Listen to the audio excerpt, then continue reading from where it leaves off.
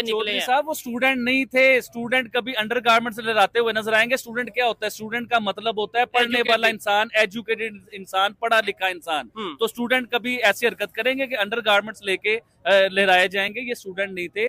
Student थे, मैं ये नहीं मानता कि स्टूडेंट बिल्कुल भी नहीं थे, कुछ स्टूडेंट थे बीच में, लेकिन बहुत ज्यादा लोग बीच में। चाइना जो है उसने तकरीबन 50 विलेजेस बनाए हैं इंडियन बॉर्डर के ऊपर, और जो उसको नाम दिया जा रहा है that is China's great wall of villages. ये बेसिकली एक स्टोरी है जो ब्रेक हुई है, और ये लगता ही है कि चाइना ने हजारों देश की चले बात करते हैं, इस्लामिक कंट्री है लेकिन यहाँ पर डेमोक्रेसी नहीं आ पाई, यहाँ पे जमहूरियत पनप नहीं सकी। इंडिया की बात करें, वो एक सेकुलर कंट्री था, वहाँ पे डेमोक्रेसी भी आई, दुनिया की सबसे बड़ी डेमोक्रेसी दुनिया ने देखी। मेन चीज़ ये है ना, सोसाइटी में इंस्टीट्यूशंस होते हैं जिसके लिए एक फंक्शन यूज़ होता है। सोसाइटी के 3 स्ट्रक्चर होते हैं। अपने घुसाए गए, पार्टियों के घुसाए गए, अमेरिका के चाहने वाले जो लोग थे वो घुसाए गए, जिन्हें डॉलर मिलते हैं वो लोग बीच में आए। इस खित्ते के ऊपर अमेरिका अपना राज, अपनी गुंडागर्दी, अपनी बदमाशी, अपना सिलसिला लेके आता है इस खित्ते के ऊपर।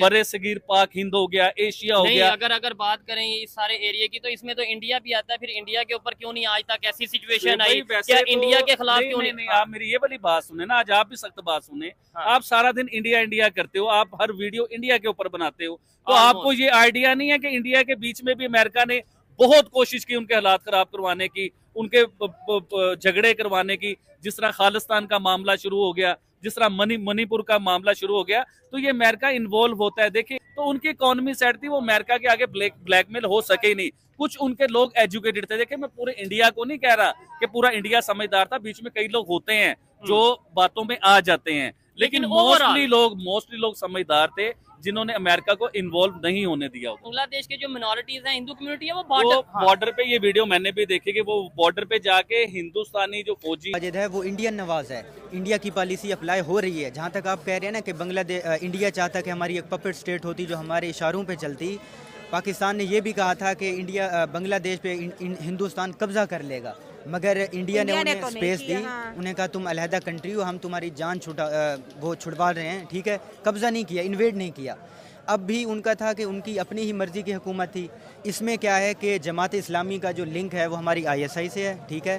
तो इसमें इंडिया के क्लेम ये आ रहे हैं कि इसमें ISI और पाकिस्तान इन्वॉल्व था, ठीक है।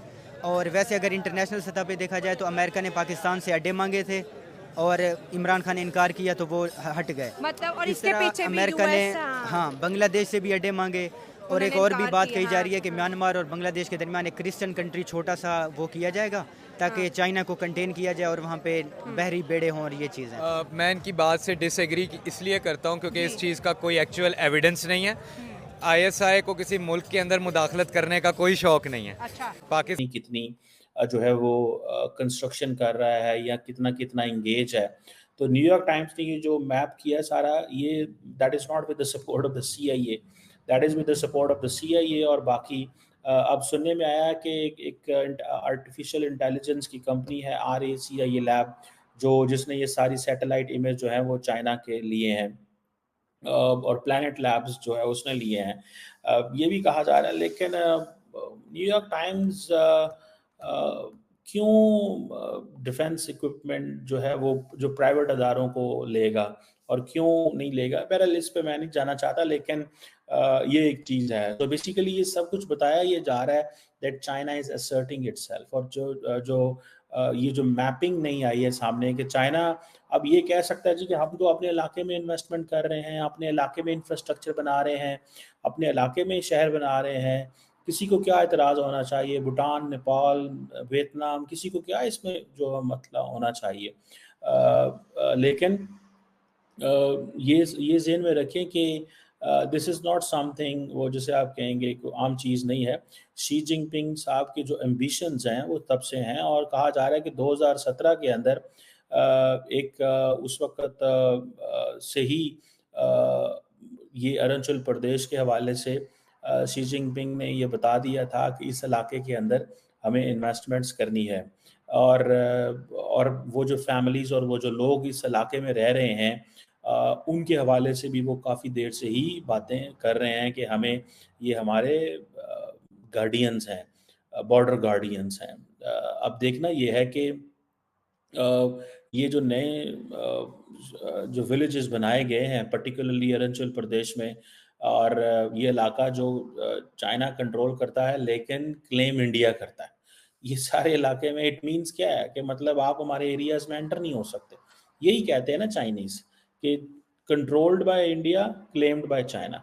ठीक है, तो अब जिधर जिधर चाइना ने अपने बॉर्डर बना दी, ये विलेजेस बना दी हैं, this is a messaging to India कि इससे आगे नहीं आना ये जो इलाका जो है। लेकिन इंडिया जो है वो उसके लिए भी एक चैलेंज है कि the moment there is something, कुछ छोटी सी फुलझड़ी भी होती है तो चाइना उठ खड़ा होगा, और अगर वहाँ से कुछ होता है तो इंडिया होगा। लेकिन एक चीज़ बड़ी परेशान कुन है इंडिया और चाइना के बीच में कि जो मिलिट्री लेवल टॉक्स हैं वो भी कामयाब नहीं हो रही।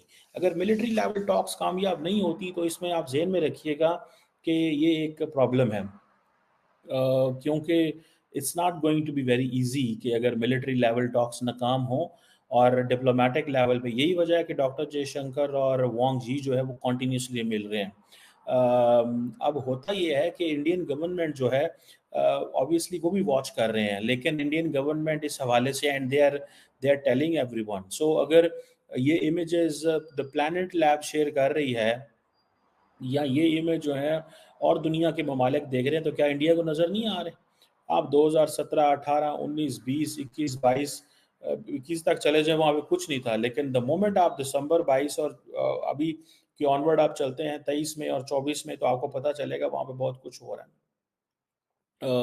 और जो लोकल लीडर्स हैं वहाँ पे अरुणाचल प्रदेश में और लद्दाख में, उन्होंने कई दफ़ा कहा है कि चाइना जो है आहिस्ता आहिस्ता नए छोटे छोटे शहर बना रहा है और इंडिया की जो टेरिटरी है उसको काट रहा है।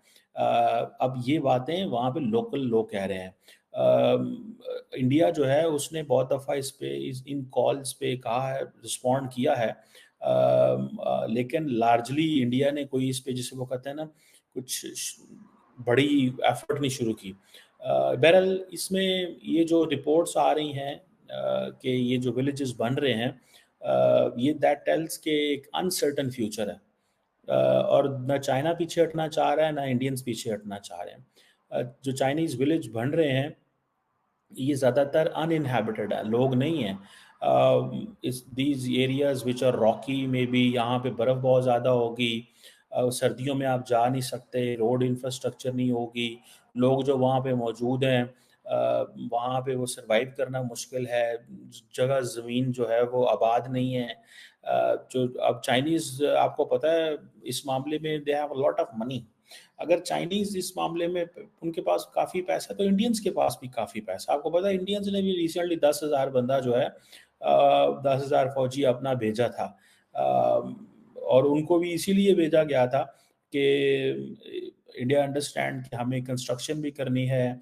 इंडिया ने जारी बात है आपने ऐसे फौजी भेजे हैं, यूनिट्स भेजी हैं जो वहाँ पे जो बॉर्डर के ऊपर रोड्स बना सकती हैं, और ताकि वहाँ पे इंफ्रास्ट्रक्चर जो है वो किया जा सके। मैंने आपको बताया कि 300